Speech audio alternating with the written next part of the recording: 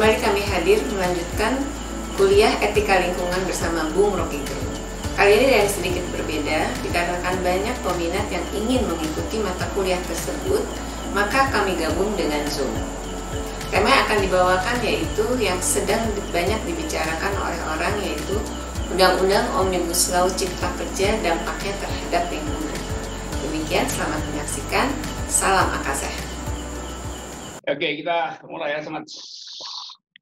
Selamat ketemu. Entah ini siang apa malam. Oke, kita teruskan kuliah minggu lalu. Ada 2 kali saya kasih kuliah soal environmental ethics.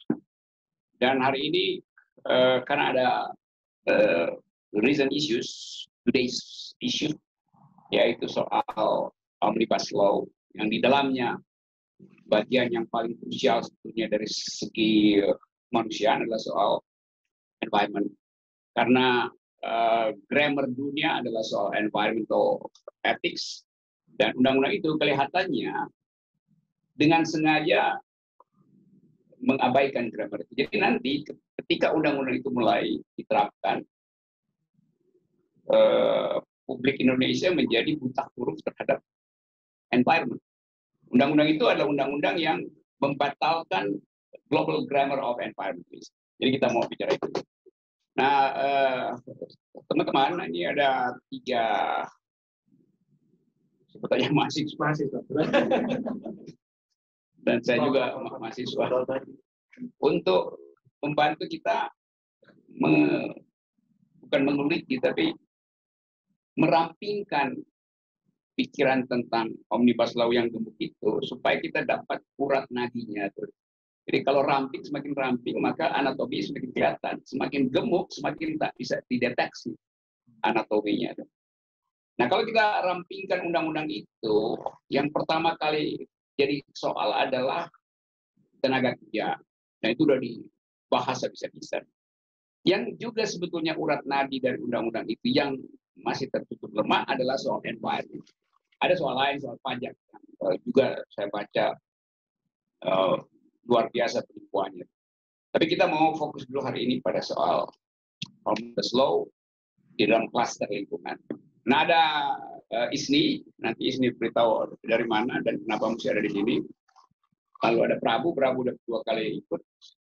Lalu Arif. Jadi Isni coba terangkan dulu genealogi kamu, asal usul lingkungannya dari mana. Ya. Terima kasih Pak Rafi. Perkenalkan, saya Isni. Kegiatan sehari-hari saya sebagai pustakawan. Pustakawan, oke, menarik. Pustakawan, di mana pustakawan? Di Insan Cendekia. Di Insan Cendekia. Insan Cendekia. Oke, itu lawan dari Insan Dumungkia. Oke, Prabu sekali lagi biar yang baru ikut kenalan. Oke, saya Prabu, komunikasi di 99, terus sama komunikasi tadi, komunikasi internasional, di kantor, baru, komunikasi jadi sama karena sekarang baru ke lingkungan, karena lagi jadi bahasa dunianya sekarang komunikasinya lagi. Oke, Arif. Asop. Asop. Yes.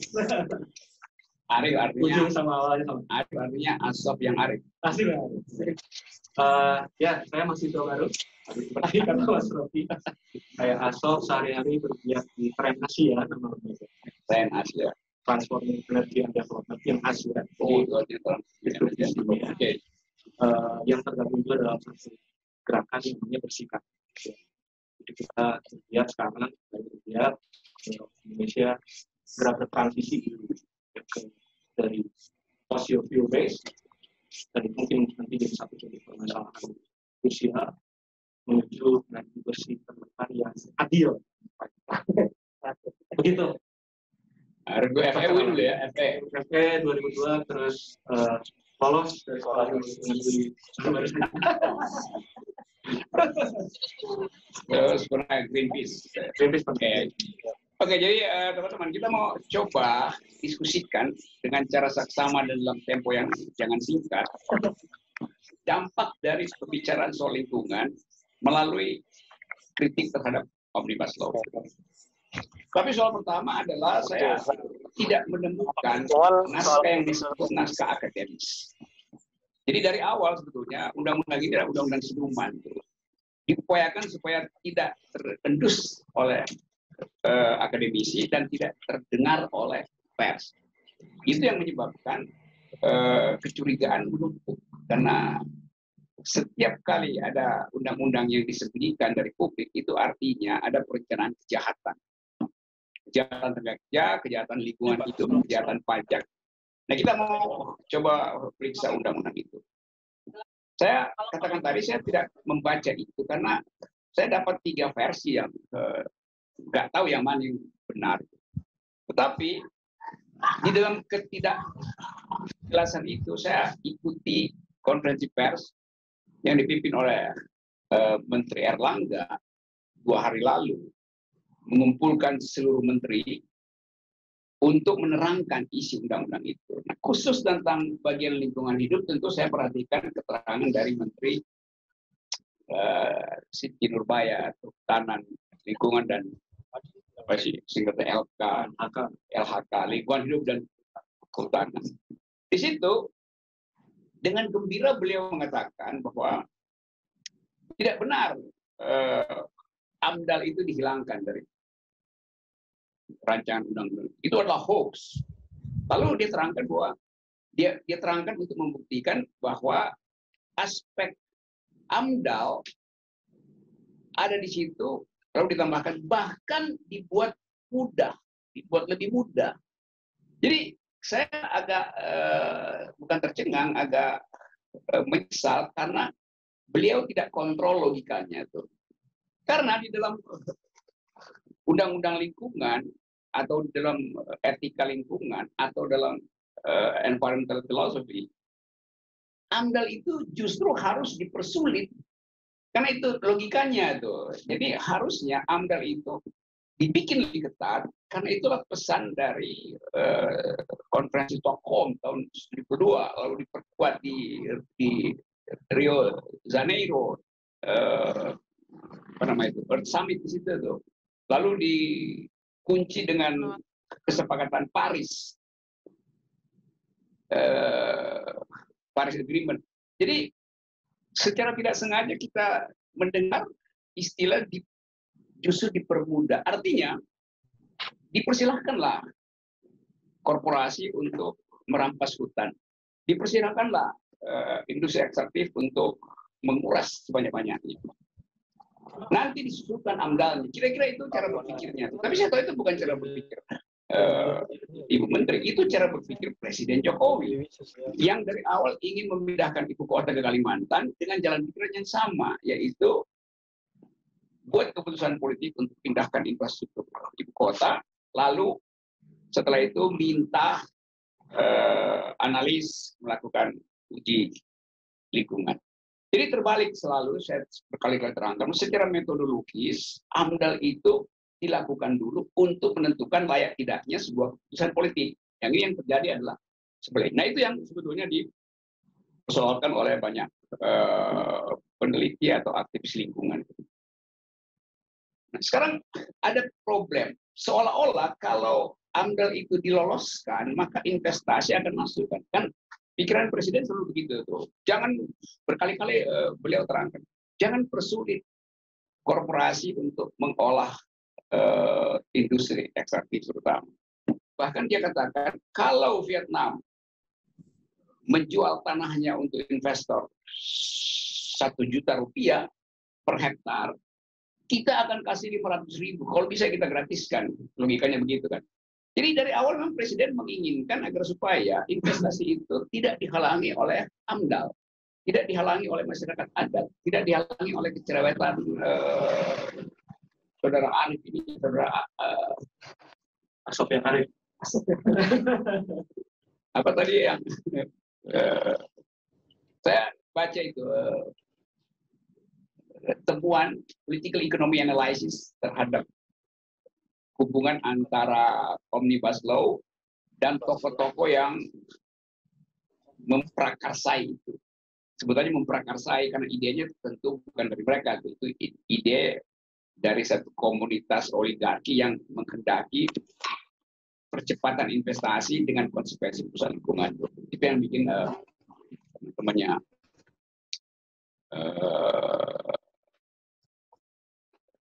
apa namanya 1A ini.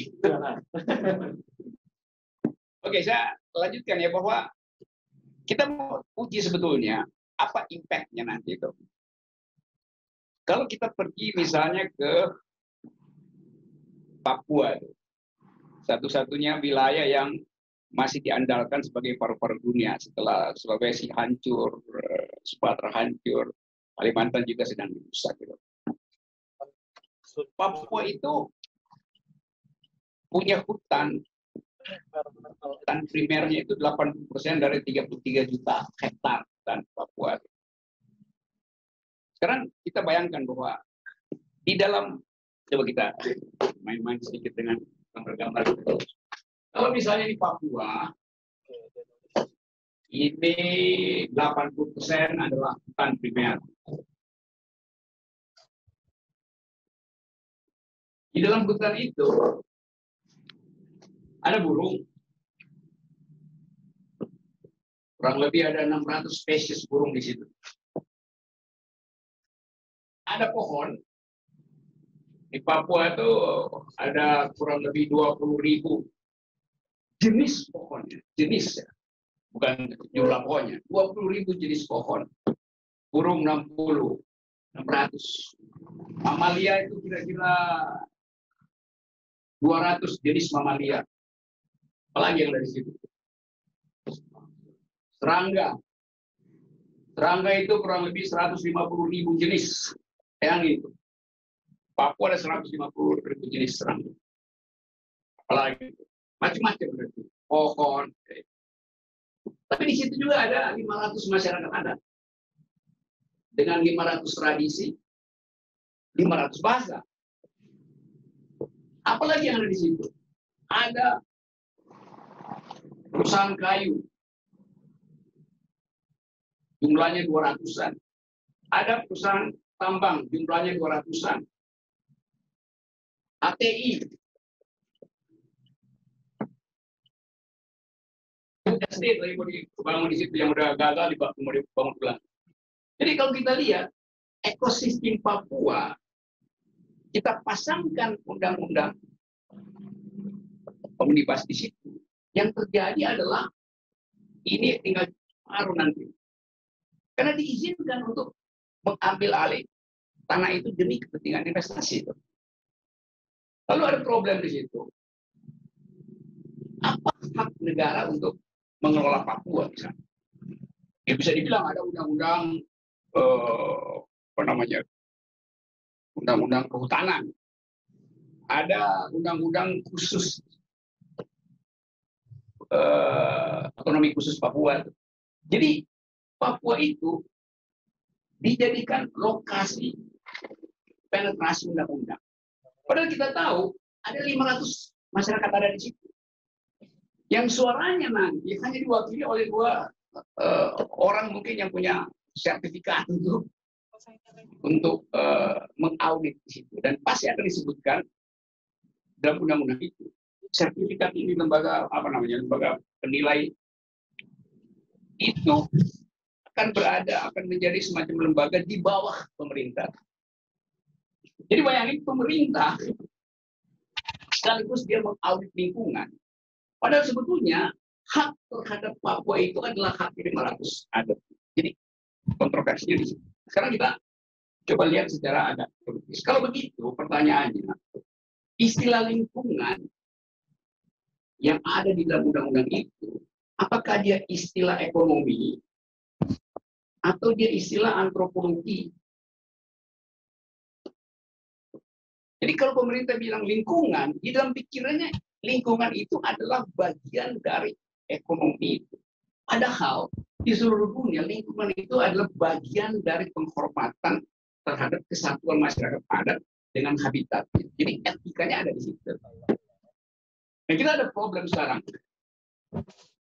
Menganggap bahwa kalau ini kita pamerkan ke luar negeri, maka luar negeri akan dengan senang hati masuk. Karena menganggap oke, diinginkan untuk mengelola wilayah ini.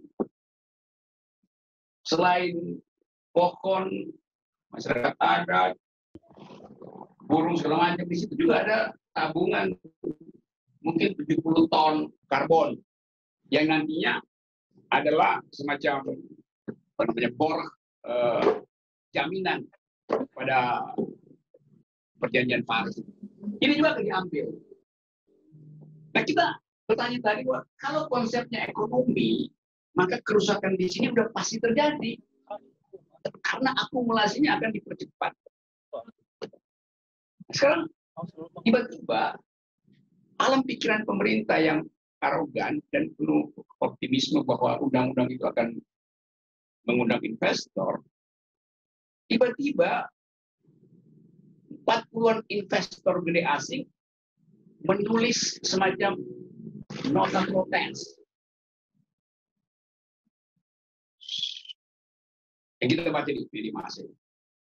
Dunia, global industry, bukan sekedar serikat buruhnya yang protes dari dunia, yang udah beredar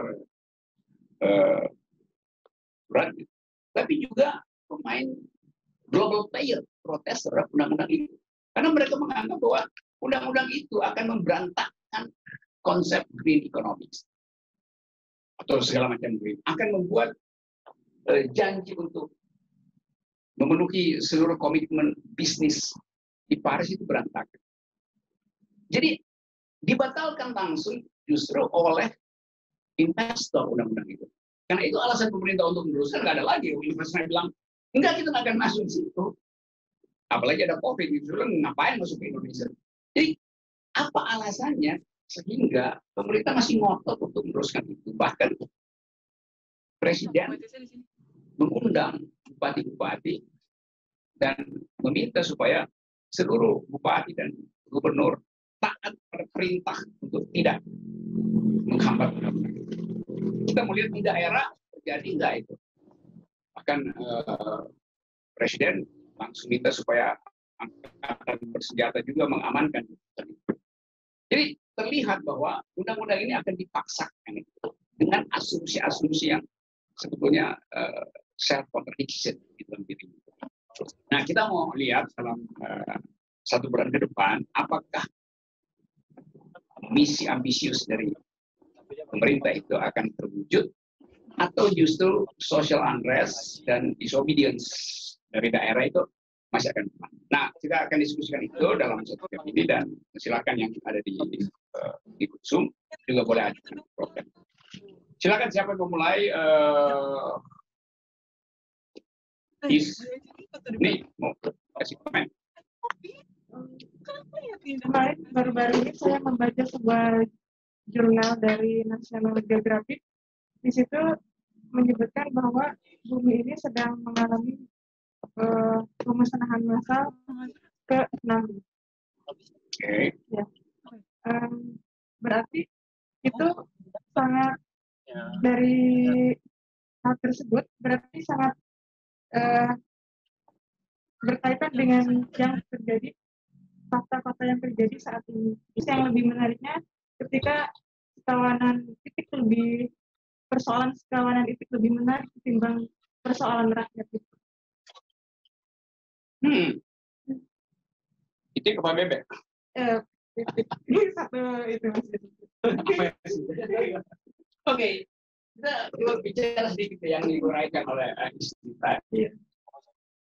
Kita coba juga apakah para pembuat kebijakan atau pengusul undang-undang ini berlangganan National Geographic dulu, itu soalnya itu.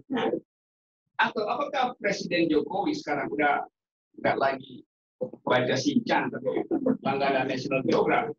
Itu sebetulnya yang menarik untuk kita ikuti. Jadi kalau kita lihat misalnya istana memang tidak berlangganan jurnal-jurnal yang semacam itu. Maka gampang kita lihat bahwa memang tanpa pengetahuan kebijakan publik akan menghasilkan kebuntuan. Tanpa pengetahuan.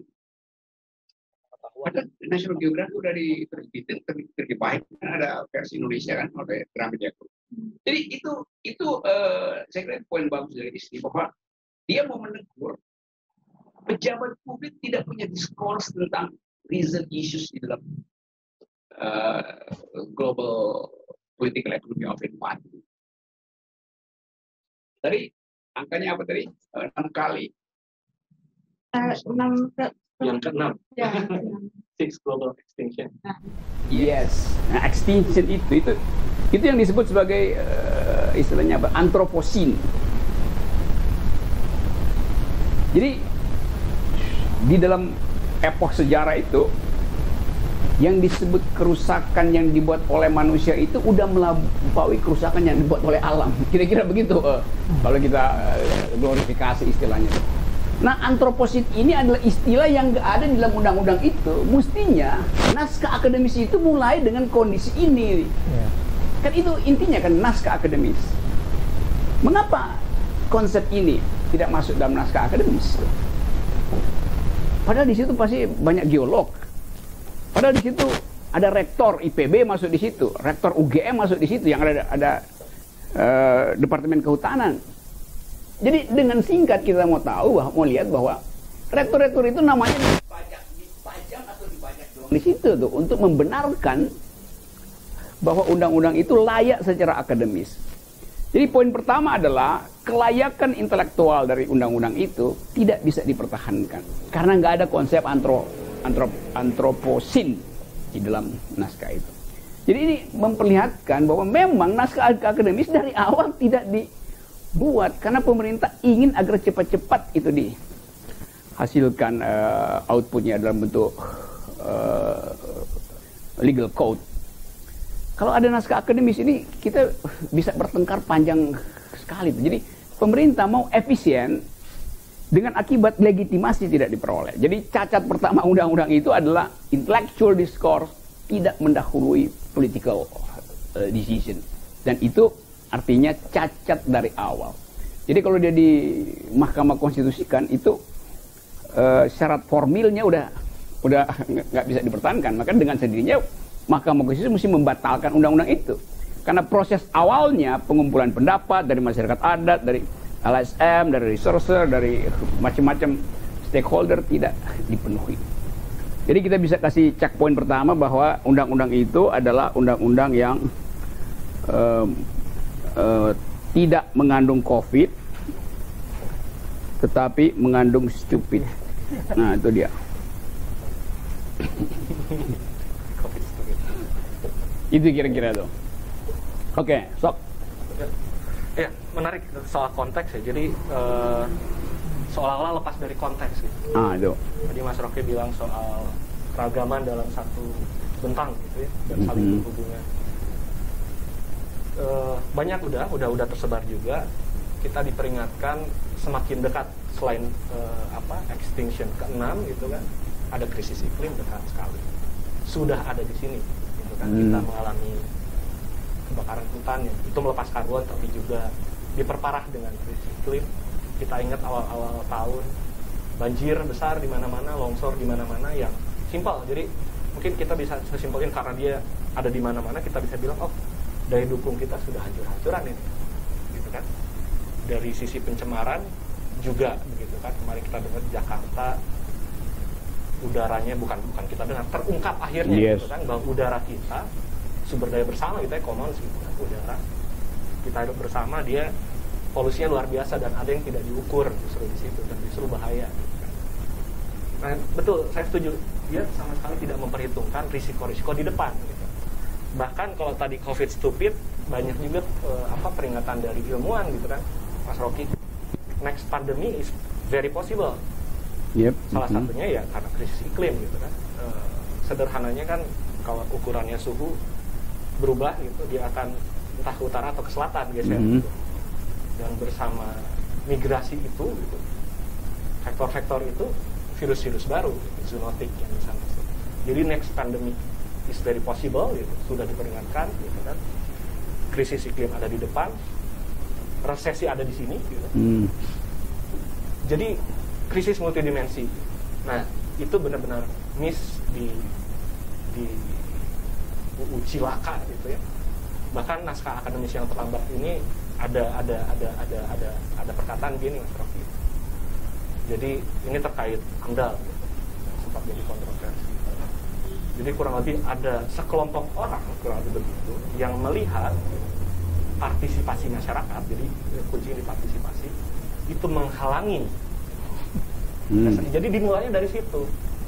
Jadi kalau saya mau bilang begini, apa karena kita bukan kita ya, banyak gitu lah ya, banyak masyarakat mungkin sudah tahu hak-haknya, tahu runtutan sebab akibat gitu dari kerusakan lingkungan, dari perusakan hingga dampaknya, lantas dia bilang tidak gitu terhadap satu proyek atau satu apa, terus jadi sama pintar gitu lah ya, nggak bisa dipintar-pintari lagi, lantas di cancel gitu.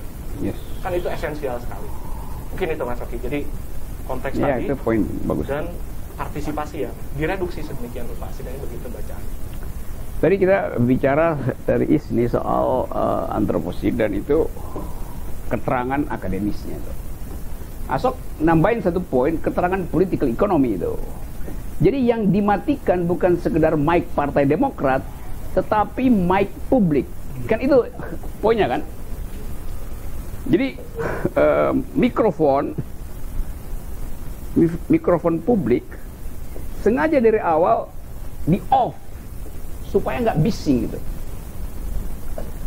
Ini satu cara berpikir yang menganggap bahwa publik tidak mungkin punya akses pada pengetahuan global gitu. Publik tidak mungkin punya akses pada LSM. Jadi kesalahan kedua dari pemerintah adalah mengabaikan suara publik di dalam dunia yang hidup dengan internet. Jadi gobloknya di situ kan.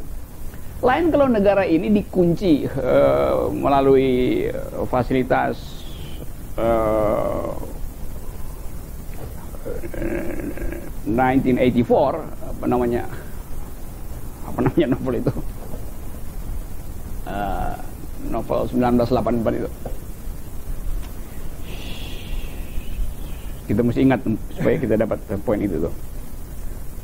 Siapa yang ingat penulis?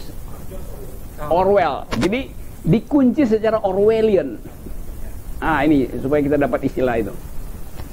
Jadi pemerintah mempraktekkan Orwellian politik, yaitu mengunci mulut publik supaya dia bisa beternak. Karena buku kedua, novel kedua dari Orwell adalah Animal Farm itu. Beternak. Jadi publik dijadikan ternak, ditutup kupingnya oleh presiden. Padahal bebek bisa mendengar desahan presiden itu. Di kandangnya, presiden datang ke kandang bebek juga untuk mengunci pendengaran bebek supaya jangan ikut wek, ikut LSM atau ikut critical public opinion dari pers. Jadi poin kedua tadi dapat dari Asok, yaitu ada Orwellian politics di dalam pembuatan undang-undang itu. Kalimat pertama dari 1984 dari Orwell itu bunyinya begini: The big brother is watching you. Bos gede lagi lihat lu, jadi jangan macam-macam. Siapa itu? Oligarki. Jadi terjadilah kombinasi antara keinginan oligarki untuk secara diam-diam mengeksploitasi alam dan kebutuhan pemerintah untuk memamerkan bahwa infrastruktur masih jalan. Jadi itu soalnya kita dapat ini ya, satu istilah lagi selain tadi antroposin dari ISNI, ada istilah Orwellian politics dari Asok. Nah, kita makin lengkap pengetahuan kita supaya nanti kalau kita berupaya untuk memakai jalur hukum, kita bisa terangkan juga soal ini nih, Orwellian politics di dalam pembentukan undang-undang itu di Mahkamah Konstitusi. Walaupun kita tahu Mahkamah Konstitusi itu hakimnya adalah kesepakatan antara DPR dan Presiden. Kalau DPR-nya oposisi masih mungkin kita lakukan judicial review, tapi DPR-nya sepenuh-penuhnya adalah kaki tangan pemerintah. Jadi agak susah membayangkan bahwa Mahkamah Konstitusi itu mengerti apa yang kita maksud dengan Orwellian politics karena dia bagian dari Orwellian politics. Agak sulit kita tahu bahwa hakim Mahkamah Konstitusi paham tentang antroposin karena hakim-hakim itu tidak move on, tidak mengalami pembaharuan paradigma dalam melihat lingkungan. karena nggak ada pendidikan hakim baru dengan memasukkan critical legal studies, economic analysis of law. Jadi itu juga menyangkut kebutuhan Fakultas Hukum untuk mengevaluasi kurikulumnya. Jadi kurikulum Fakultas Hukum sekarang itu kurikulum kuno yang nggak do not speak new kind of legal theories itu. Oke, ini ada dapat 2 poin baru saja nggak sengaja tuh. Saudara Prabu, yang berasal dari Majapahit. Menarik banget nih. Kalau saya lebih ngelihat mungkin dari komunikasi ya. Yang saya pelajari itu meaning itu tidak pada kata, tapi pada orang. Meaning is not in word but in people. Dan dalam ilmu komunikasi itu dibilang semua masalah itu masalah komunikasi. Gitu. Nah, melihat undang-undang ini ya, saya ada dapat download itu dari internet, nggak tahu ini naskah beneran atau tidak, tapi naskah akademik itu maknanya itu seperti bias gitu. Jadi kayak tadi yang saya ingat itu ada salah satu yang membahas kalau di dalamnya itu orang yang bisa memberikan masukan ataupun berkritik itu orang yang terkena langsung dampaknya. Jadi dari segi lingkungan, misalnya rumahnya dia kebanjiran atau apa, dia yang baru bisa berbicara. Itu begitu formulasinya ya? Iya, jadi kan lucu sekali nih, loh kok maknanya seperti ini. Jadi jadi arti lingkungan itu mungkin tidak sama apa yang di kepala mereka sama di kepala kita gitu ya. Padahal lingkungan itu nggak cuma ke orang yang terdampak, ke yang tidak terdampak pun juga bisa akan terdampak, dan itu mungkin hanya butuh waktu atau mungkin sudah terdampak tapi tidak terlihat langsung gitu ya. Dan ini yang istilahnya apa ya, jadi hilang gitu di demokrasi kita, kok seakan-akan jadi tumpul gitu. Jadi misalnya kita ini kan hidup di misalnya sekolah gitu, di sekolah kita bilang kita ayo berteori gitu ya, istilahnya memberikan kasana-kasana pemikiran baru dan mencoba melihat masa depan dengan metodologi gitu ya. Tapi kok ke depan ini dengan demokrasi yang kita punya ini kok jadi malah kayak two opposite side gitu ya. Jadi loh, kenapa nih demokrasi? Kalau gitu misalnya orang yang masih punya sane reason gitu ya, udah kita tinggalkan demokrasi deh, kita pakai aja ini apa, ilmu pengetahuan, udah ada metodologi, ngapain kita capek-capek ribut-ribut ngomong, yang penting ada parameter yang disetujui, makna yang disetujui bersama. Jadi undang-undang kayak gini nggak jadi, maknanya udah sama gitu, jadi pembahasannya juga nggak ngelantur kemana-mana, dan akhirnya jadi malah ketidakadilan yang dirasakan gitu. Karena undang-undang sebetulnya yang saya baca juga, undang-undang itu untuk mendistribusikan keadilan gitu. Jadi lucu, begitu keluar lah kok pada heboh, malah jadi unrest di mana-mana gitu. Ini tuh Bang, jadi aneh nih sebetulnya undang-undang apa namanya, cipta kerja atau ya tadi mungkin cipta bencana gitu. Alias cilaka. Alias cilaka. Oke, jadi soalnya ada pada apa tadi istilahnya tuh, orang nggak boleh hanya berlaku pada apa tadi, terdampak langsung. Iya. Kita tahu bahwa istilah terdampak langsung itu istilah yang amat longgar justru. Saya coba terangkan contohnya itu ya. Ini ada mahasiswa di Bogor, jauh dari Rokan Hulu. Rokan Hulu ini adalah itu, kalau kita ke Rokan Hulu itu sepanjang jalan dari Pekanbaru ke Rokan Hulu itu adalah sawit.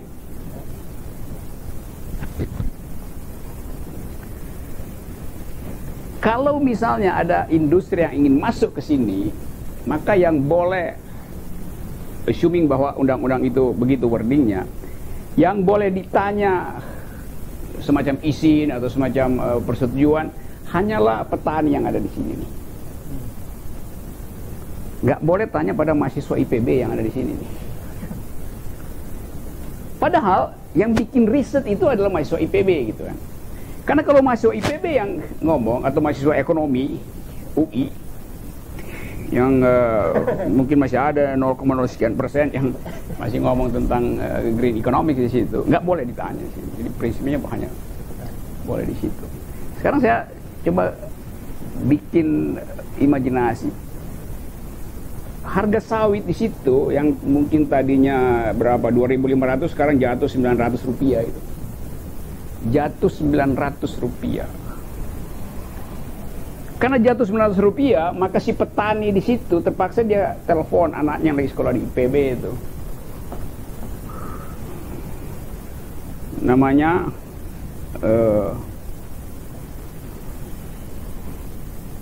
Air Murni. Si mahasiswa namanya Air Murni, bukan Air Langga. Hai Air Murni, mulai semester ini ayah tidak punya penghasilan, oleh karena itu kamu pulang ke Rokan Hulu. Jadi kalau dibilang terdampak langsung, ini yang terdampak langsung. Karena kerusakan di Rokan Hulu menyebabkan anak ini putus sekolah. Padahal dia lagi giat-giatnya untuk cari beasiswa dan udah dapat beasiswa buat sekolah di The Hague, di Den Haag gitu, untuk lingkungan. Jadi istilah terdampak langsung adalah istilah yang sengaja dibuat hanya untuk melokalisir isu dan izin dari sini nih. Padahal anak ini dia aktif di Greenpeace, dia aktif di Forest Digest, dia aktif di mana-mana. Jadi undang-undang itu memang dibuat supaya tidak terdengar di tempat lain, hanya boleh di sini. Dan biasanya yang di sini itu juga akan diambil yang di mana, yang bagian sini yang pro itu. Yang camatnya udah diberesin dulu oleh oligarki gitu. Ini yang disebut bahwa konsensus. Nah ini istilahnya nih. Konsensus itu dimanufaktur. Jadi dibikin konsensus dulu di sini supaya nanti sertifikasi hanya di situ. Ada istilah bagus yang dibuat oleh Noam Chomsky, yaitu manufacturing consent. Nah kita dapat satu konsep lagi, manufacturing consent. Jadi konsensus yang dimanufaktur, yang dibuat. Nah undang-undang ini juga sangat mengandung manufacturing consent itu. Karena kita dapat 3 konsep dari pembicaraan ringkas ini, dari 3 teman berpikir. Sekarang bayangkan kalau undang-undang itu dari awal mengundang ISNI, mengundang Prabu, mengundang Asok. Sehingga konsep akademisnya mungkin sekali sekarang jus itu yang bisa dibicarakan. Jadi pemerintah mulai dengan ada konsep akademis itu. Apa konsepnya? Anthropocene, Orwellian politics, manufacturing consent dari Noam Chomsky.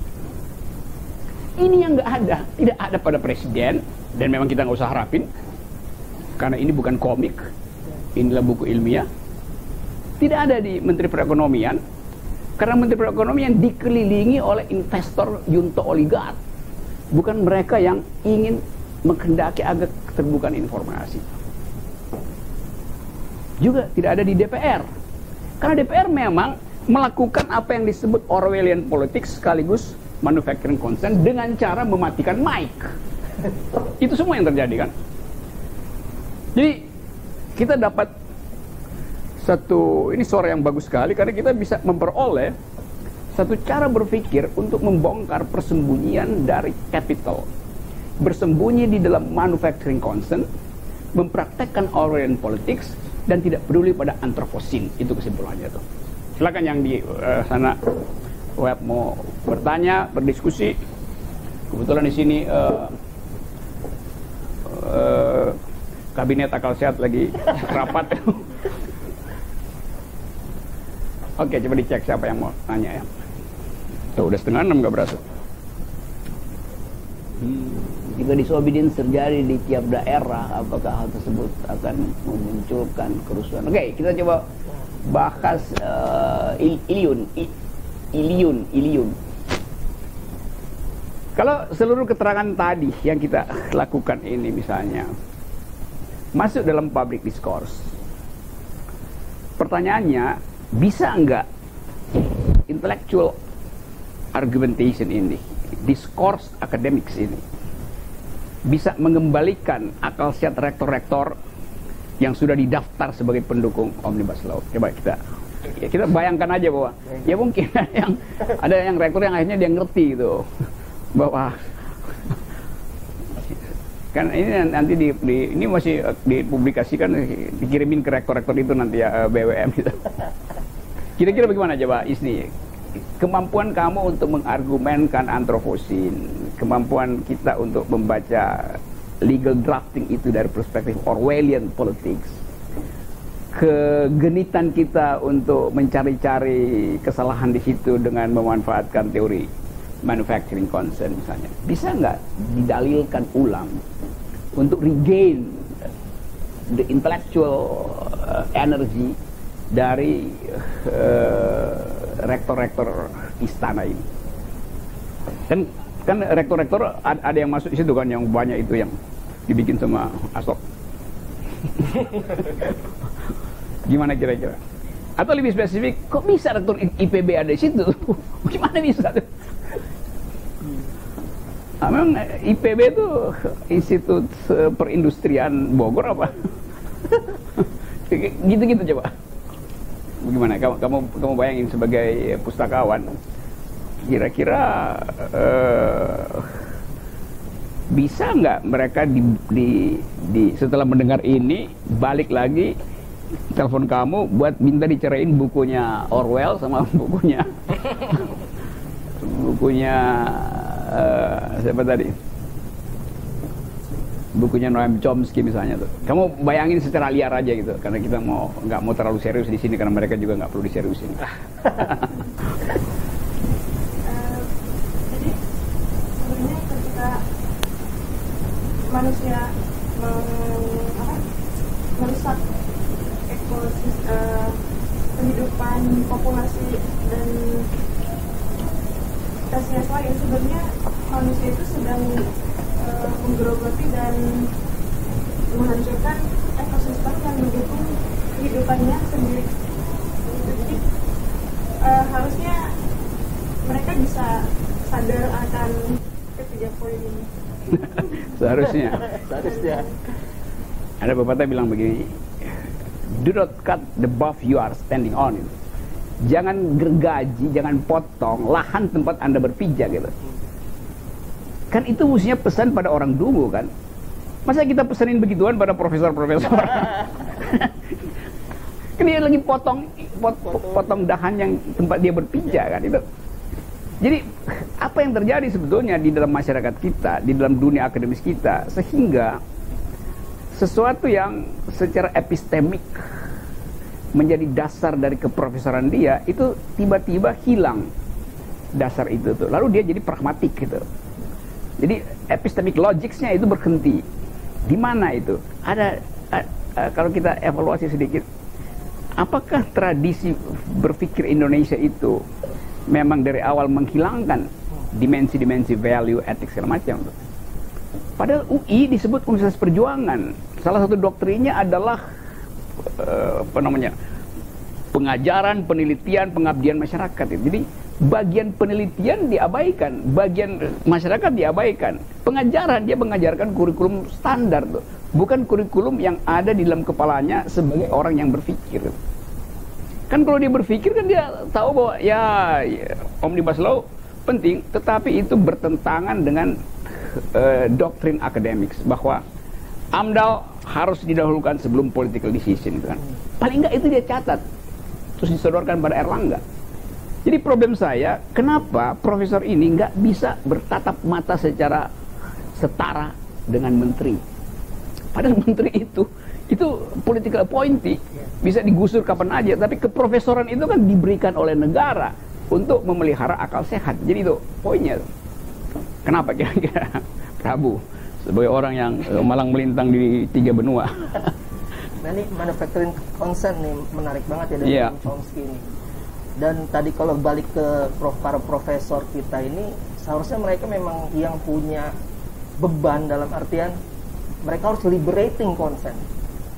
Bagaimana orang-orang yang masuk universitas itu liberate gitu consent mereka. Jadi mereka bisa ya berpikir positif gitu. Dulu saya pernah nonton film Accepted. Jadi ada beberapa anak mahasiswa itu pada ditolakin nggak dapat universitas gitu. Akhirnya bikin universitas sendiri. Dan abis universitas sendiri gitu ketahuan, akhirnya mereka apply buat bikin universitas. Akhirnya secara legal pun jadi gitu. Nah karena mereka berpikiran merdeka awalnya kan, nggak diterima di mana-mana, udah bikin aja universitas sendiri, bikin kurikulum sendiri. Gila banget itu film. Dan istilahnya apakah mereka nggak malu gitu? Dalam artian mungkin apa ya, rasa malu ini juga udah nggak dimiliki kali ya, karena udah kelihatan istilahnya gajah di depan mata gitu ya.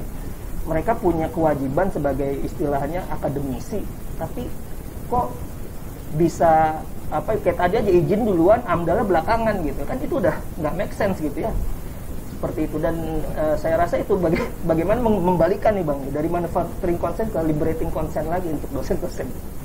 Gimana balikinya itu? Mesti dibikin apa itu? Dibikin manufacturing consent. Orang mungkin nggak pernah tahu juga siapa tuh Noam Chomsky, profesor itu kan. Gitu. Padahal Zoom berikutnya wajib hadir tuh Bang Chomsky. jadi mungkin harus ada semacam pameran yang lebih visual tentang siapa Noam Chomsky itu, dibikin quotation-nya apa itu di depan istana segala macam, supaya orang terangsang untuk ini siapa orang ini. Sama misalnya di tempat lu belajar itu di The Hague itu kan ada hotel Marriott, sampingnya itu ada patung Nelson Mandela yang tingginya 10 meter kali itu kan, di belakangnya perpustakaan National Geographic itu. Jadi orang langsung lihat Nelson Mandela, maka orang itu dia berdiri begini tuh dan belakangnya, jadi posturnya itu memperlihatkan wataknya itu. Nah, kelihatannya di kampus-kampus kita mesti ditaruh figur-figur begitu, Muhammad Gandhi dengan postur yang betul-betul decisive gitu. Atau di depan istana, sehingga setiap kali presiden keluar, dia tahu bahwa ini tokoh dunia itu. Tokoh dunia bisa orang, bisa wayang, apa aja tuh. Tetapi dengan maksud untuk memberitahu bahwa ada pikiran dunia yang sedang menegur Indonesia soal Omnibus Law.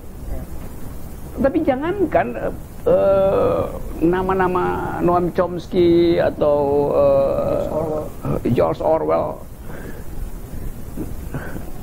Bagaimana presiden menghafal nama itu? Nama Munir aja dia nggak tahu. Padahal setiap hari Kamis nama Munir itu ada di depan istana. Apa kita mesti bikinin patung Munir lebih tinggi dari Monas di situ kan? Jadi ini soalnya semacam kepengecutan intelektual karena berhadapan dengan kekuasaan. Padahal kekuasaannya juga kekuasaan yang mediocre. Dia kekuasaan yang standar tuh apa soalnya? Itu soalnya tuh. Sok coba. Kalau saya mau tentang academic value ini.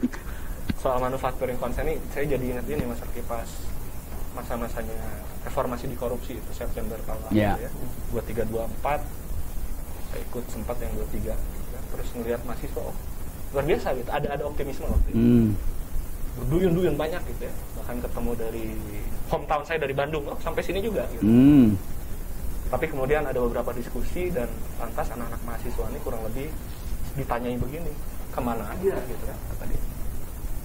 Mungkin di satu sisi itu bisa jadi sebuah call ya buat mahasiswa, kemana aja lu gitu kan, selama ini adalah tetap berjuang gitu ya. Tapi ternyata ada yang benar-benar nanya, jadi merasa, iya gue kemarin ngapain ya gitu. Saya menjawabnya begini, ada yang namanya manufacturing consent, jangan-jangan kawan-kawan ini gitu selama ini dininabobokan dengan berbagai cara untuk sampai ke konsen, dalam artian oke, kita menuju ke sana. Cuma saya punya keresahan gini Mas, misalnya disobedience sudah gitu. Tapi apakah mampu mengubah keadaan? Misalnya ya baru seri 1 gitu. Saya melihat apa sih yang mungkin meninabobokan kita gitu. Saya kemarin mikir gini, kita kan udah dipatok nih hidup kita nih, pokoknya 2045 kita maju gitu. Ekonomi kita masuk 10 besar dunia. Dan kampanye besar-besaran lah. Kalau saya melihat dari sisi kampanye dibangun pride gitu kan, bahwa inilah saatnya kita maju gitu. Kita butuh ini itu. Ini waktunya. Dalam artian mungkin tanpa pengetahuan gitu ya, atau mungkin sadar juga bahwa ada cost-nya gitu. Kalau misalnya masih berpikir lingkungan, sosial, ekonomi, irisannya saja gitu. Ada cost-nya, dan cost-nya itu ya sudah kita ambil gitu. Jadi kalau kita saya melihat bahwa si narasi yang dimainkan ini 2045, kadang-kadang saya capek Mas Rofi. Bikin 2045. Hidup kita kan sekarang gitu. Saya pokoknya 2045 gua maju, kita nggak boleh bikin polemik, nggak boleh bikin gaduh gitu. Kita harus membangun. Nah, jangan-jangan mungkin perlu kita perlu kita urai itunya gitu. Perlu kita urai si 2045. Secara detail Karena saya nggak yakin ada suara kita nggak di sana, ada suara masyarakat adat nggak di sana, ada suara masyarakat di pinggir sungai atau tidak, yang secara langsung atau tidak langsung gitu akan terdampak gitu. Akan terdampak dengan berbagai cara.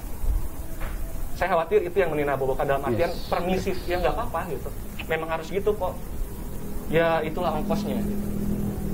Tapi kan siapa yang akan kurang lebih memanggul si ongkos-ongkos itu, dan apakah misalnya masyarakat yang kurang lebih yang akhirnya on board dengan visi itu, jadi investment at all cost gitu, let's go gitu kan, apakah mereka sadar loh akan terdampak juga gitu, karena rumahnya kan sama gitu, ya di bumi gitu, rumahnya sama, alamatnya sama di Indonesia gitu, alamat detailnya mungkin beda, ada yang di Jawa, ada yang di Kalimantan, di Sulawesi, di Timur, di Papua gitu kan.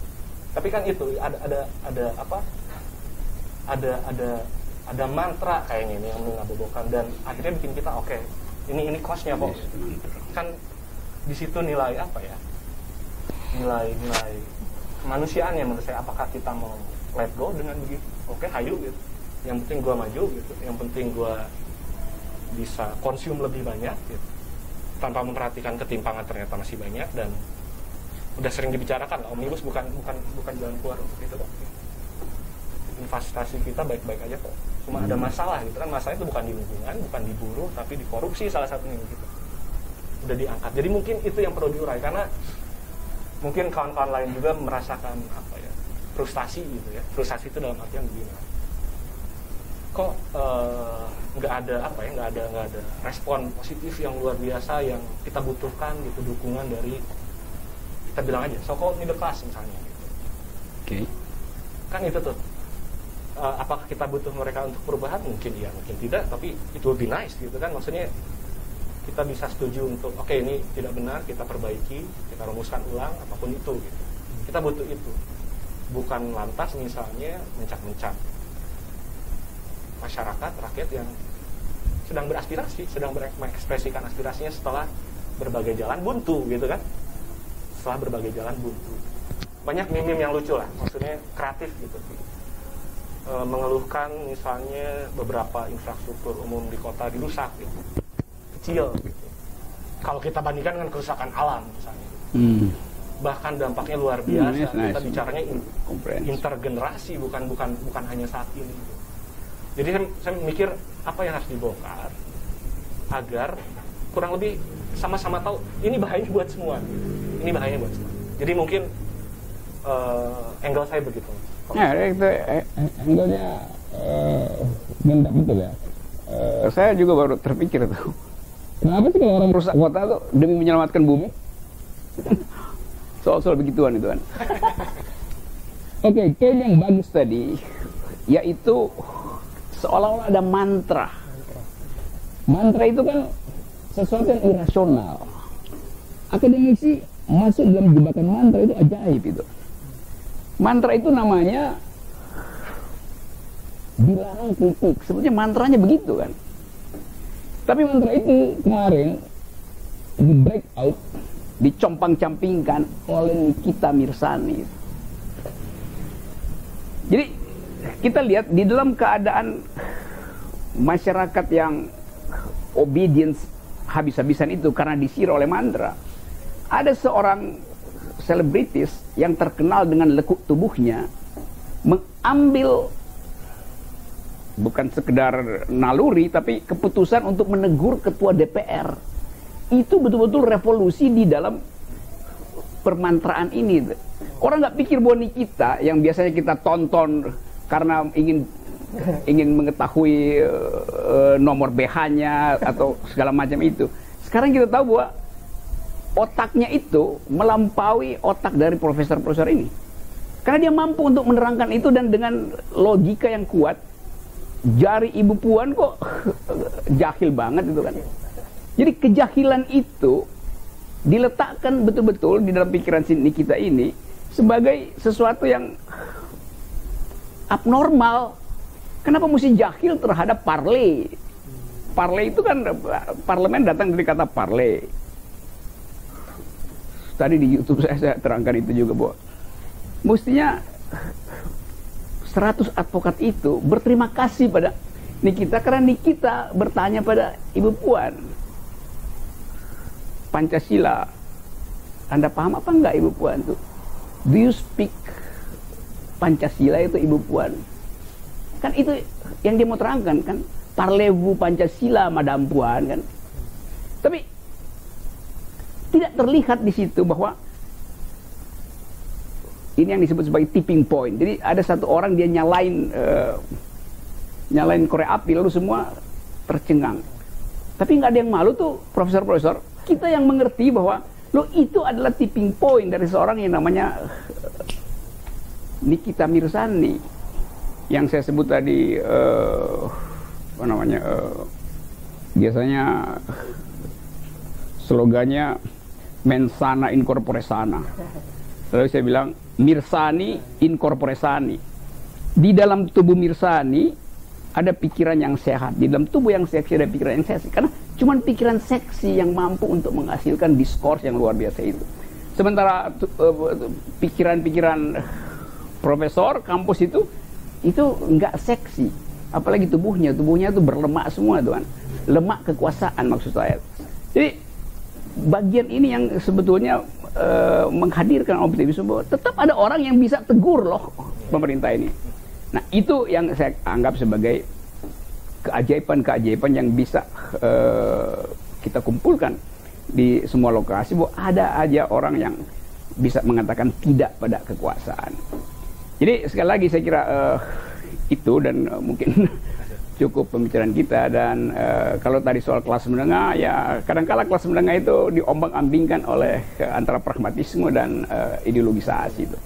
Sama seperti dulu dalam satu wawancara dengan Oprah Winfrey seolah-olah disindir, kok Anda kelas menengah yang hebat tapi mau bicara soal social injustice itu. Oprah bilang begini, I still have my feet on the ground, I just wear better shoes itu.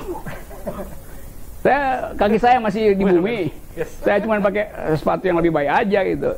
Nah itu yang kita mau dapat tuh, semacam Oprah Winfrey itu tuh, yang kalau walaupun dia kelas menengah tapi dia tahu tentang pedihnya mengalami injustice gitu.